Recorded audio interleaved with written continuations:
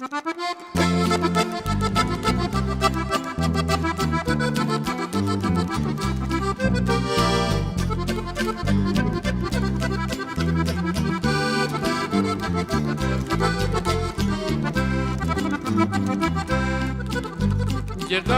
el mes de septiembre, ¿qué soluciones darás?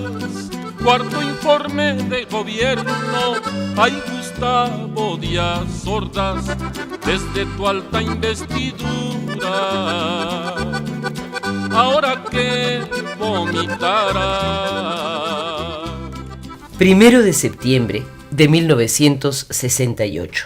En el extensísimo mensaje político de su cuarto informe de gobierno, el presidente Gustavo Díaz Ordaz dijo, entre otras muchas cosas: respecto a la realización de los 19º Juegos Olímpicos, dijo lo siguiente: al asumir la presidencia, tuve que enfrentarme a este compromiso. Podía resultar superior a nuestras fuerzas, capaz de desquiciar nuestra economía.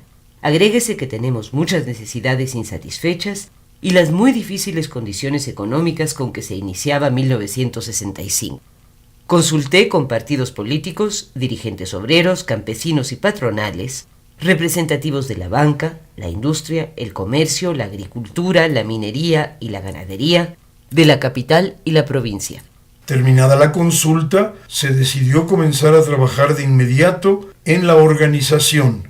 Cuando hace años se solicitó y obtuvo la sede, no hubo manifestaciones de repudio, ni tampoco durante los años siguientes, y no fue sino hasta hace unos meses cuando obtuvimos informaciones de que se pretendía estorbar los Juegos. Durante los recientes conflictos se advirtieron varias tendencias principales: la de quienes deseaban presionar al gobierno para que se atendieran peticiones, la de quienes intentaron aprovecharlo con fines ideológicos y políticos, y la de quienes se propusieron sembrar el desorden, la confusión y el encono para impedir la atención y la solución de los problemas, con el fin de desprestigiar a México, aprovechando la enorme difusión de los encuentros e impedir acaso la celebración de los Juegos Olímpicos.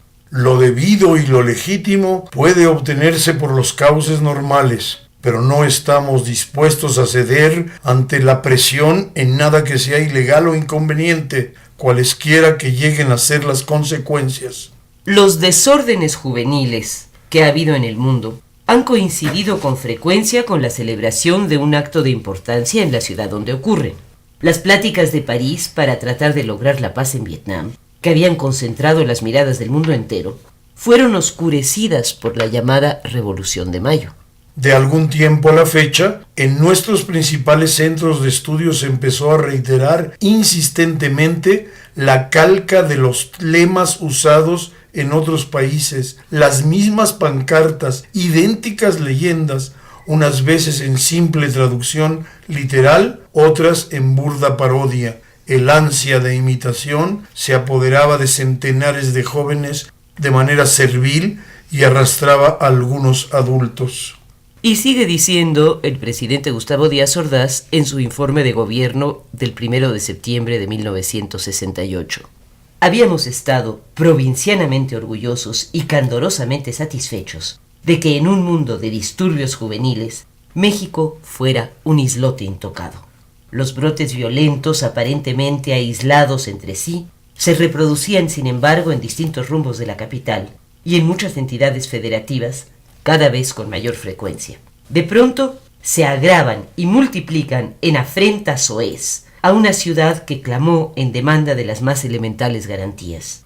Mis previas advertencias y expresiones de preocupación habían caído en el vacío. Desde la provincia invité a ver con objetividad los hechos y a afrontarlos con ecuanimidad, convocando al diálogo verdadero, que significa exponer los propios argumentos y disposición de escuchar los ajenos, deseos de convencer, pero también ánimo de comprender. El diálogo es imposible cuando una parte se obstina en permanecer sorda y se encierra en la sinrazón de aceptarlo solo para cuando ya no hay sobre qué dialogar. Exhorté a prescindir del amor propio que tanto estorba para resolver los problemas. Llamé a reconquistar la paz, poniendo lo mucho que nos une por encima de lo poco que nos separa. Algunos, que tomaron el gesto amistoso como debilidad, respondieron con calumnias, no con hechos, con insultos, no con razones, con mezquindades, no con pasión generosa. La injuria no me ofende, la calumnia no me llega, el odio no ha nacido en mí y vuelvo a invitar a unir voluntades para cambiar el clima de intransigencia por otro que permita abordar los problemas con ánimo ponderado y espíritu de justicia. Las ofensas no te ofenden, según de tu informe oí. La calumnia no te llega, ni el odio ha nacido en ti. Y aunque lo dices muy serio, mira tú que me reí.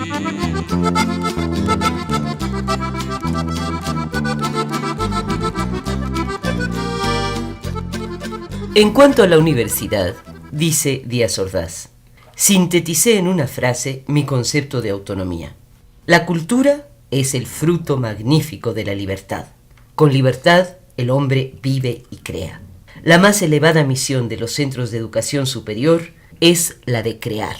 Debo aceptar y acepto sin reservas, como esencia del autogobierno, el segundo punto de la Declaración del Consejo Universitario del 17 de agosto, que dice: la no intervención del ejército y de otras fuerzas del orden público para la resolución de problemas que son de la exclusiva competencia de la UNAM y demás centros de educación superior. Debo agregar que considero que si se examinan los hechos recientes con serena objetividad y rigor, jurídicamente no hubo violación a la autonomía universitaria. Con lo anterior, creo dar plena satisfacción a las demandas genuinamente universitarias. Las otras deberán debatirse o atenderse no en el ámbito universitario, sino el que según su naturaleza les corresponda para ser resueltas en justicia, con apego al derecho y para servir del mejor modo al país. Es evidente que en los recientes disturbios intervinieron manos no estudiantiles, pero también por iniciativa propia o dejándose arrastrar, tomó parte buen número de estudiantes. Sería conveniente, pues, no involucrar el prestigio de nuestras universidades con actos que a nadie enorgullecen, y muchos de los cuales constituyen infracciones legales y aún delitos gravemente sancionados por el Código Penal. En cuanto al reclamo de libertad a los presos políticos, Gustavo Díaz Ordaz dijo este 1 de septiembre de 1968: no admito que existan presos políticos. Presos políticos son quienes están privados de su libertad exclusivamente por sus ideas políticas sin haber cometido delito alguno. No obstante, si se me hace saber el nombre de alguien que esté preso sin proceso judicial en el que se hayan cumplido o se estén cumpliendo las formalidades esenciales del procedimiento, acusado de ideas, no de actos ejecutados, se girarán órdenes de inmediata e incondicional libertad. Si la demanda se circunscribe a quienes, aunque no lo sean, han sido llamados presos políticos, debo aclarar que son personas contra quienes el Ministerio Público ha formulado acusación no por subjetivos motivos políticos o por las ideas que profesen, sino por actos ejecutados que configuran delitos previstos en el Código Penal y a quienes se sigue proceso en el que se cumplen las exigencias constitucionales. Otras, concluidos los procedimientos, han sido sentenciadas por la autoridad judicial. En cuanto a los que ya están sentenciados y a disposición del Ejecutivo, informo que ofrecí hacer uso de las facultades que la ley otorga al Ejecutivo para liberarlos, dado el tiempo que ya llevan compurgando su condena, siempre y cuando cesara la serie de actos de pretendida presión que se han venido realizando para obtener su libertad, condición indispensable porque si, cediendo a presiones ilegítimas, pongo en libertad a uno, tendría que poner en libertad a todos los delincuentes, rompiendo así nuestra estructura jurídica. Y por lo demás, continúa el presidente Díaz Ordaz. Hechos que conviene tener presentes. la sistemática provocación, las reiteradas incitaciones a la violencia en distintas formas, el tratar de involucrar a grupos estudiantiles, en ocasiones hasta a niños de escuela primaria. En resumen, los reiterados propósitos de crear un clima de intranquilidad social propicio para disturbios o acciones de mayor envergadura, de las más encontradas tendencias políticas y de los más variados intereses, en curiosa coincidencia o despreocupado contubernio. Situemos estos hechos en el marco de las informaciones internacionales sobre amargas experiencias similares de gran número de países en los que, desde un principio o tras haberse intentado varios medios de solución, se tuvo que usar la fuerza y solo ante ella cesaron o disminuyeron los disturbios. No obstante, contar algunos de esos países con experimentados verdaderos estadistas, no pudieron encontrarse fórmulas eficaces de persuasión. El dilema es irreductible. ¿Debe o no intervenir la policía? Y sigues regando chinches y no vas a titubear para echar la fuerza armada de aire, tierra, tierra y mar sobre de los estudiantes. Y el que quiera protestar, que el 145 no se puede... Se ha llegado al libertinaje en todos los medios de expresión y difusión. Se han disfrutado amplísimas libertades y garantías para hacer manifestaciones, ordenadas pero contrarias al texto expreso del artículo 9 constitucional. Hemos sido tolerantes hasta excesos criticados, pero todo tiene un límite, y no podemos permitir que se siga quebrantando el orden jurídico como ha venido sucediendo. Tenemos la ineludible obligación de impedir la destrucción de las fórmulas esenciales a cuyo amparo convivimos y progresamos.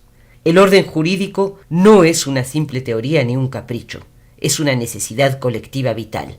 En este sentido, Díaz Ordaz concluye hoy, 1 de septiembre de 1968, la policía debe intervenir en todos los casos necesarios, proceder con prudencia, sí, pero con la debida energía. Las autoridades, siempre que sea preciso, la harán intervenir. A los mexicanos conscientes pido que no se arredren por poderes de dentro o de fuera. En México no hay, ni debe haber, más poder que el del pueblo. Defendamos, como hombres, todo lo que tenemos que defender.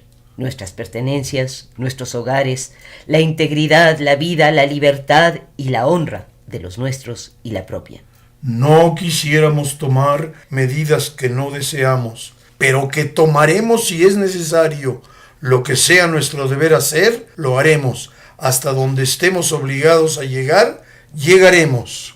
Hemos dado ocasión para que se presente a México como país en que se perpetran los peores hechos, a que resucite la imagen del mexicano violento, irascible y empistolado, a que al par que se informa de dolorosas verdades, también se nos calumnie.